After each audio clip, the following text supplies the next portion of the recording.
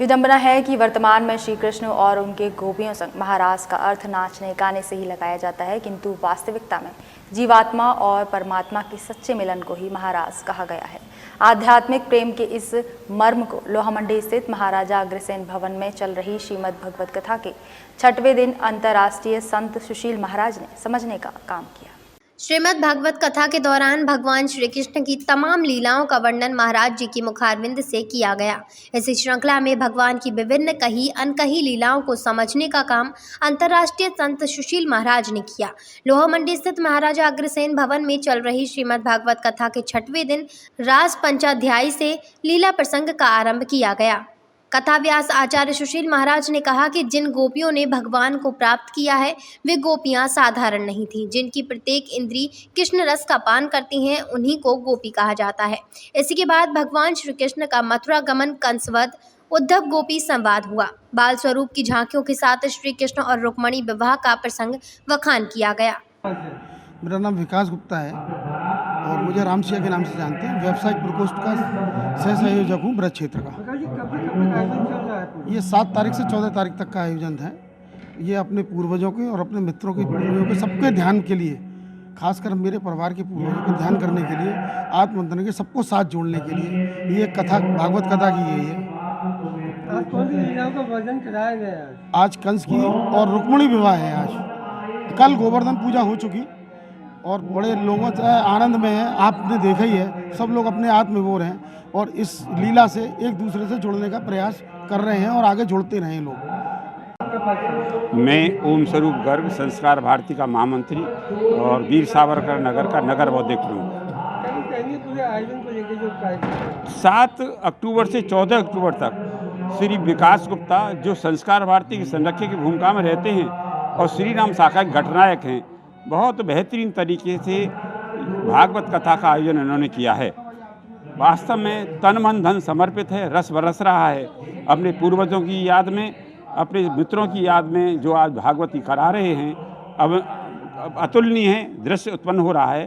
श्री सुशील महाराज की तरफ से जो कथावाचक हैं, उन्होंने जिस तरह से कथा का प्रवचन किया है वो काबिल तारीफ है और बिल्कुल दिमाग में सीधी घुसती है।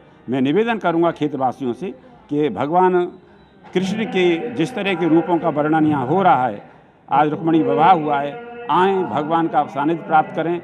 आपका सौभाग्य रहेगा, सबका सौभाग्य रहेगा। धन्यवाद।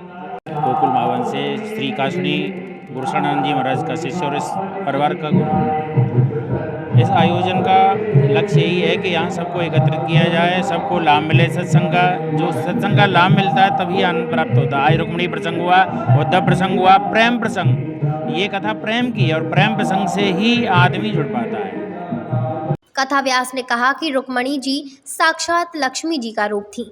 रुक्मणी जी ने भगवान के गुणों को सुनकर ही उन्हें अपना पति मान लिया था। मुख्य जजमान विकास गुप्ता और पूनम गुप्ता ने स्वरूपों का पूजन किया।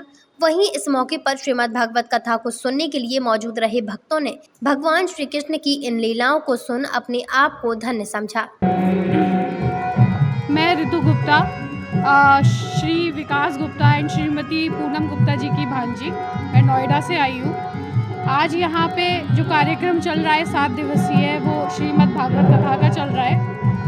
आज हम सबको श्री कृष्ण और रुक्मणी जी का विवाह उस संपन्न होते हुए देखने का अवसर प्राप्त हुआ। आज हमने भगवान श्री कृष्ण और रुक्मणी जी के विवाह के हम साक्षात्कार हमने दर्शन किए।